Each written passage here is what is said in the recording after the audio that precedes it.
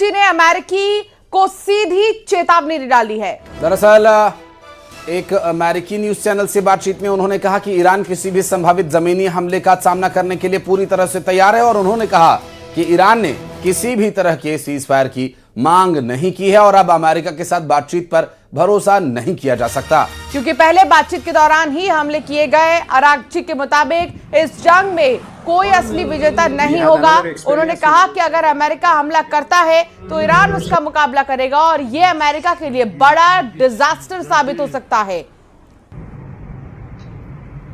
तो इधर इजराइल पर ईरान के जवाबी हमले भी लगातार जारी हैं। तेल अवीव में न्यूज 18 के कैमरे में मिसाइली हमला रिकॉर्ड हुआ और न्यूज 18 की टीम के पास ही में ईरानी मिसाइल आकर गिरी। तेल अवीव से जंग की सबसे खौफनाक तस्वीर सामने आई है और ये देखिए आपकी टेलीविजन स्क्रीन पर ये तस्वीर आपको दिखा रहे हैं जो इस वक्त देखने को मिल रही है। तो न्यूज 18 के कैमरे में रिकॉर्ड हुई ये तस्वीरें आपको दिखा रहे हैं इस वक्त तेल अवीव, जो कि इजराइल से सामने आई तस्वीरें हैं। इजराइल में न्यूज 18 के कैमरे में मिसाइली हमले की ये तस्वीर रिकॉर्ड हुई है और इस वक्त युद्ध अपने चरम पर है।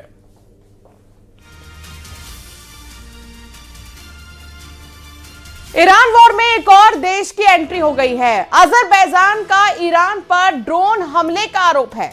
आपको बता दें कि एयरपोर्ट के टर्मिनल बिल्डिंग से एक ड्रोन टकराया। अजरबैजान ने ईरान के राजदूत को तलब किया और हमले के बाद अजरबैजान की ईरान को सीधी चेतावनी। अजरबैजान हमले का जवाब दिया जाएगा कहना है। हालांकि ईरान ने इस ड्रोन हमले में हाथ होने से इनकार किया है।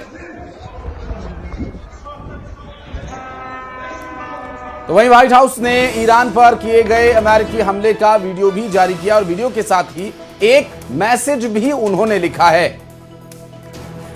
उन्होंने लिखा है, ना रुकेंगे ना हिचकिचाएंगे। इस वीडियो को अमेरिकी प्रशासन ने अपने आधिकारिक बयान के तौर पर साझा किया।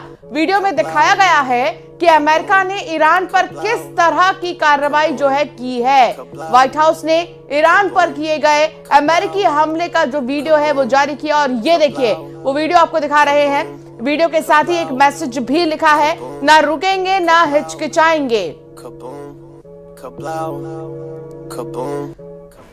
तो सुसाइडल ड्रोन हमलों के बाद अब ईरान की सुसाइडल नाव का नया हमला सामने आया है।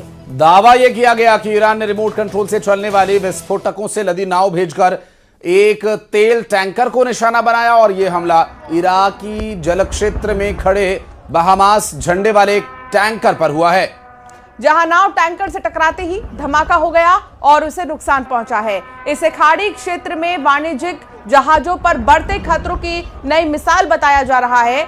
ईरानी पक्ष ने यह भी दावा किया है कि उसने फारस की खाड़ी के उत्तरी हिस्से में एक अमेरिकी जहाज को भी निशाना बनाया है।